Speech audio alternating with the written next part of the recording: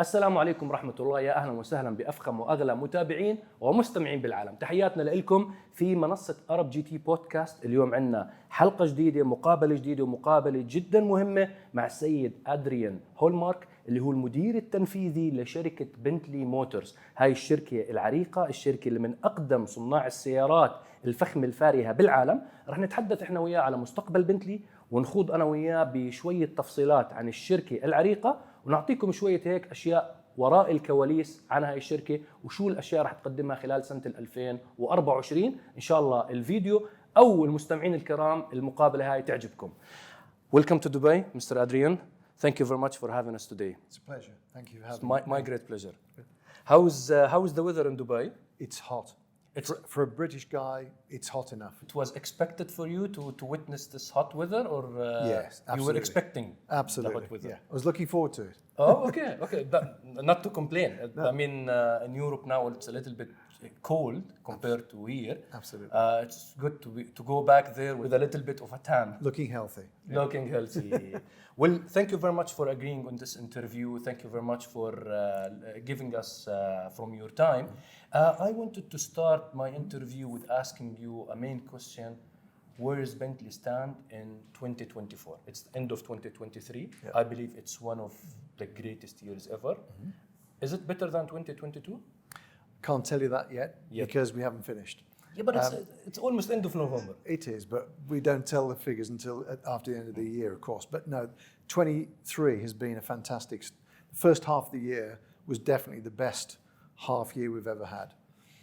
The second half wasn't as good as the first, but that was planned. We're entering a phase now of some refresh of our products. So we'd purposely lowered our volumes a little bit in the second half of the year. I'll explain more about that maybe later. But no, we're going to have a fantastic 2023. But our mission always is to make sure that we control the level of production so that we always have a strong order bank and don't oversupply. So 23 is good. If I look at 24, there's a lot happening in 24. It's a year of a lot of change. Some of it is legislation based. So we've got big changeovers in some markets. We've got some positive news on products. We're exposing here today the Bentley Muller, the long wheelbase SUV, top of the range, the pinnacle model. That will be really launched and fully available next year. You can order it now, but the real volumes will happen next year. Second half of the year, we have some new products to launch. We can't tell you everything about them yet, but we're confident that will give us a big boost in the second half of 24. And in the first half of 24, we're planning 2 huge brand campaigns that are both global and then will be activated locally.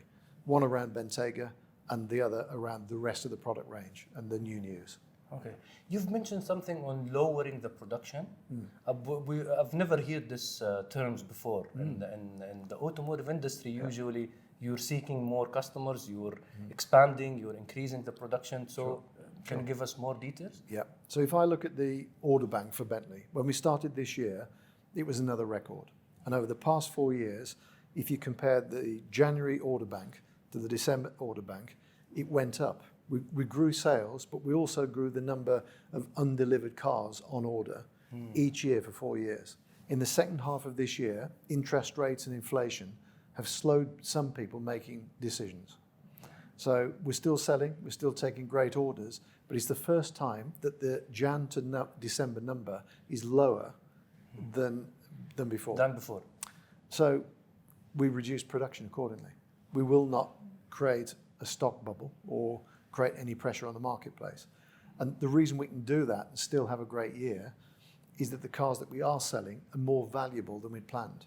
And this is due to personalization. So even though the volume, we've adapted the volume down, the revenue is similar because each car has got more content. Yeah. And we're not pushing that, we're offering it, but it's the customer pull that's changing the business model again.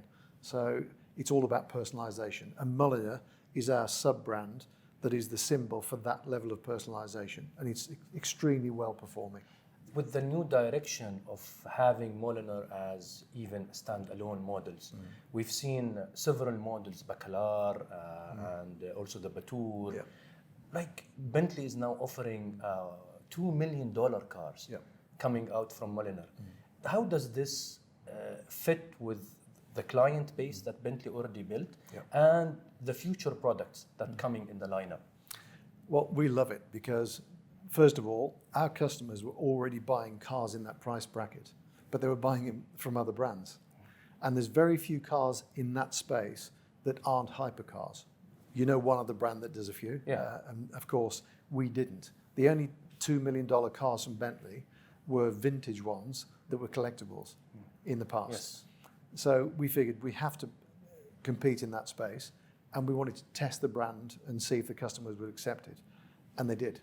And we've got several more coming, and you'll hear about one of those next year as well, the next one that we do. SUV or a sedan? Couldn't possibly comment.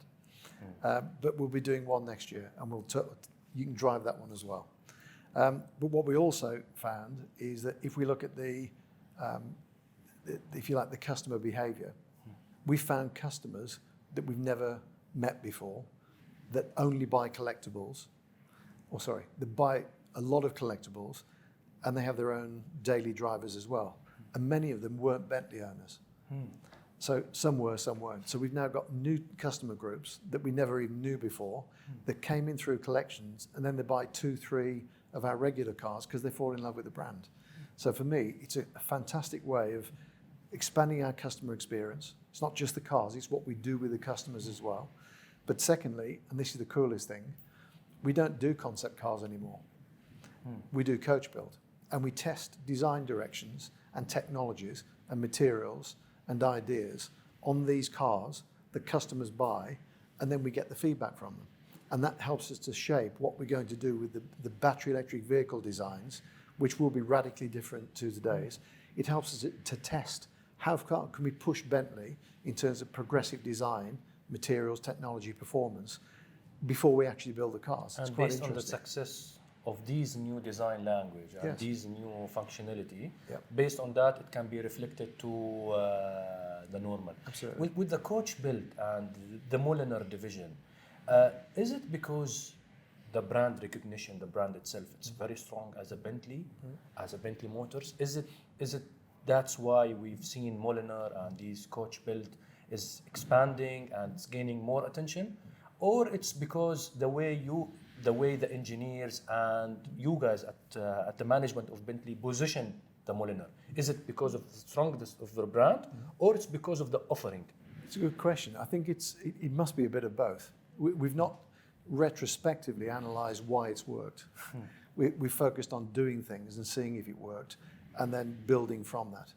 But if I reflect on it, I think first of all, I mean, the Bentley brand is strong. We wanted to test Bentley in this price segment, and it worked. To make it work, we used Muller, which is 500 years old as a brand name. Yeah.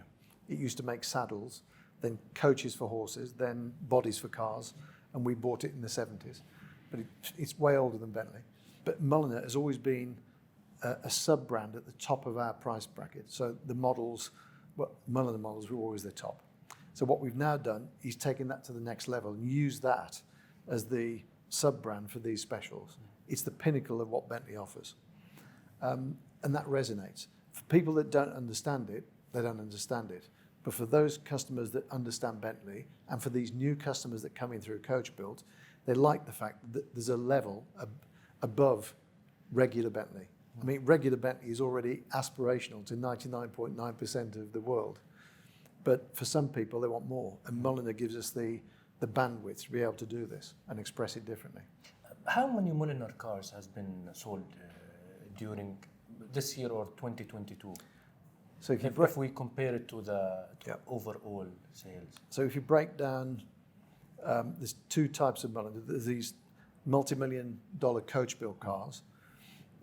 We've sold 60 of those in 4 years, which includes some of the recreation of the vintage cars. The vintage car, yeah. We've actually sold more, but they're for the ones that are coming that I can't mention yet. And then the regular Muller derivatives and the Muller content, the so-called bespoke content, that's now about 10% of our sales. 10%. And on average, it's lifted the average price per car, significantly. I won't quote specific numbers. It varies massively by region. And Dubai, for example, where we are now, and the Middle East, in fact, this is one of the best markets in the world for Muller. I'll give you one example. If you take the coach-built cars, 25% of these multi-million-dollar cars that we've built are coming to the Middle East. 25%. Yeah. Of the rest of our cars, the regular Bentleys, 7% go to the Middle East. So it's nearly three and a half times more of the coach-built cars versus a regular car. But the cars that we sell here, regular Muller cars, the value of them is significantly higher than the global average. If we put it into comparison to the rest of the world, where does the Middle East market comes if we put it in a ranking? Good question. I think if you take the region, it's fourth, I would say. Fourth. Because US, China, UK, and here. UK is about 9%. This is 7-8. So this would be fourth. It will be fourth. Yeah. Okay. With the future, and I've seen so many of your previous interviews. I went through them, and I know that this is a typical question that any automotive journalist will ask you about. The electrifications. Bentley, it's well known with its 12-cylinder engines, powerful cars, a brand that even for to cut a little bit the emissions for the CO2 or for even the client base, I think most of the Bentley clients, they are not keen to drop down their consumption of the fuel. But for the electrifications, we've seen at the announcement, we know that you guys are working heavily on electrifying the fleet of Bentley.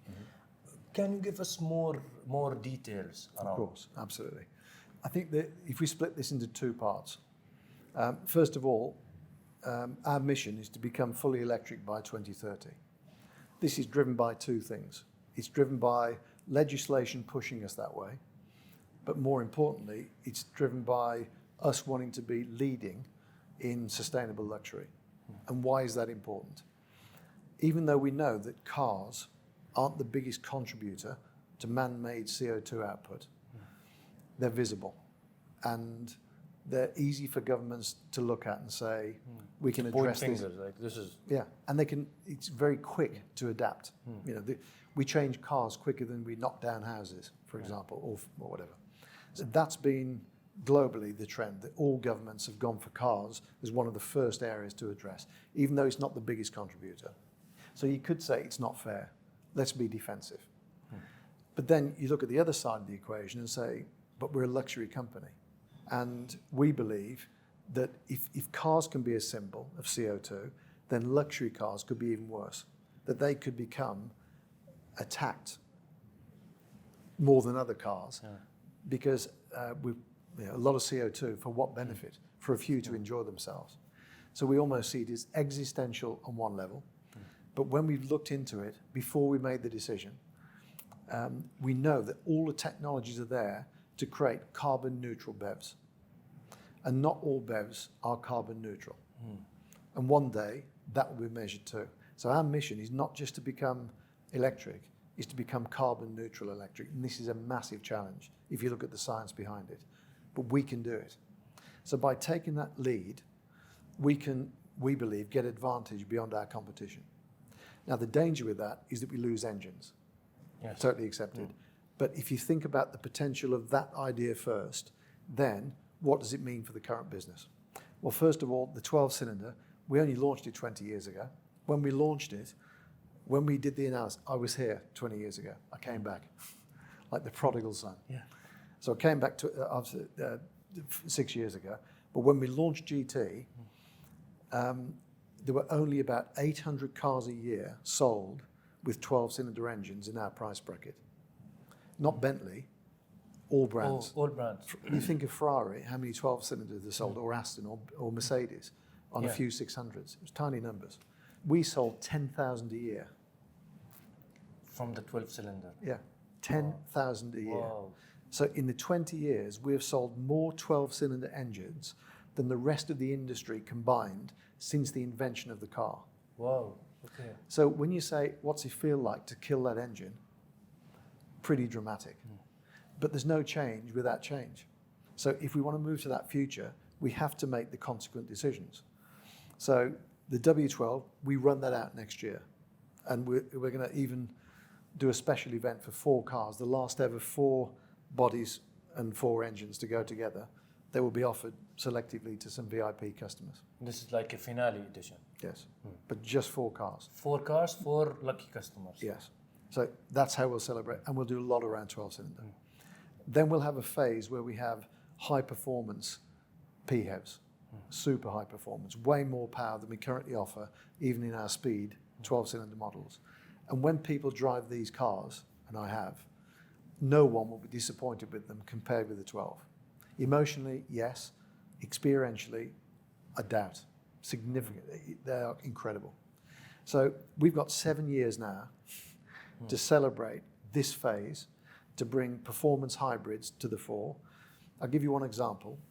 We can reduce the CO2 on the GT Speed by about 90% and add more than 100 horsepower. And what that does from a CO2 perspective, and in certain countries, is makes the car way more attractive from a tax point of view. And we're not doing it for that, but suddenly, I'll give you a great example. I know it's not Middle East, but France. 1st of January, there's a new CO2 tax. So our Speed, a customer would pay 60,000 euros as a one-off payment for the CO2 of the Speed. 60,000 euro because it's a 12-cylinder engine. And the CO2 And the CO2 performance. level is higher than the new standard. Yeah. So with the performance hybrid that we'll launch, it'll be 0, the malus. Oh. They may even get a bonus. They may get cash off because of the low CO2. With the new engine, Correct. new generation of Yeah. engine. And it's better than the 12. These new engines will start rolling out in 2024, 2025? Can't or say yet. Still needs... We're in the process, so Right. we'll communicate them when we can. But the next phase is run out the 12. We even run out the current 8-cylinder in GT, and then watch this space for the next generation engine. It's not far away. How do you view Bentley in the coming 5 years? Recent years, we've seen so many new brands coming to the automotive. Definitely, you've seen Tesla, how it rised in the electrifications. We've seen Lotus now trying to do a comeback. I know that it's different than Bentley as a brand, and the guidelines is completely different. But how do you view the future of the automotive? It's going into a transitional period. How do you view it from your side? I love it. Yeah, I'm a firm believer that if we remain customer focused and competitive, there's no difference. You know, we've got to be the best in performance, the best in design, the best in technology, craftsmanship, refinement, and in the future, digital capability. So today, the current generation cars compared with the previous generation, they're a step change in quality, up, as is design, craftsmanship, performance, refinement, everything. The new cars will be the same step up. From the last to the current to the next will be another big leap forward. So we won't stand still. And everybody else is working on the same competitive fields. Do they look better, drive better, sound, whatever they sound like, and how are they built? And what is the digital and capability of the vehicle? So we'll have autonomous, we'll have connected car, we'll have driver assistance systems, we'll have more entertainment, more screens, but we'll never stick them in the middle of the dashboard. Bentleys have to be a piece of architecture, a piece of art, as well as a vehicle. So we'll just like the rotating dashboard we have today, which people love, we will have new versions of that, maybe digital versions, that allow customers, front and rear, to have an amazing experience. But when you don't want it, you go into digital detox mode. So we can compete on all of these dimensions, just like we do today. And we'll have about twice the power that we have today. But it'll be electric, not engines. So am I worried about the future? No, I'm excited about it, but it's not without risk. But when we quantify those risks, we have a plan to address them all. And being competitive and customer first oriented, those are the two insurance policies for success. It's nice when you've mentioned the technology detox mode. This is something that maybe you should include it to the modes of the cars. Yes. That would be something, because nowadays with all the screens inside in the face and all the brightness during the evening, it will make people feeling like I'm just sticking in front of a big TV. I love dancing fountains when I'm relaxing on holiday, not when I'm driving my car. Yes. Well, I would love to thank you first for your time and welcome to Dubai. Wish you the best of luck in your trip, and thank you very much for agreeing to come up with us in this interview on ArabGT. My pleasure. Really appreciate it. Thank you very much. مشاهدينا الكرام، أتمنى تكون المقابلة أعجبتكم. شوية تفاصيل إضافية عن شركة بنتلي. لا تفوتكم تغطياتنا القادمة إن شاء الله. مستمرين معاكم بالمقابلات هاي، ومستمرين معاكم ببرنامج دردشة الأسبوعي معي أنا وزملائي صهيب وكريم. شكرا لكم، شكرا لمشاهدتكم، ولا تنسى تعمل سبسكرايب بهاي القناة لأنه بينزل عليها محتوى مختلف تماما عن قناتنا الرسمية تاعت عرب جي تي. شكرا لكم، شكرا لمشاهدتكم. سلام عليكم.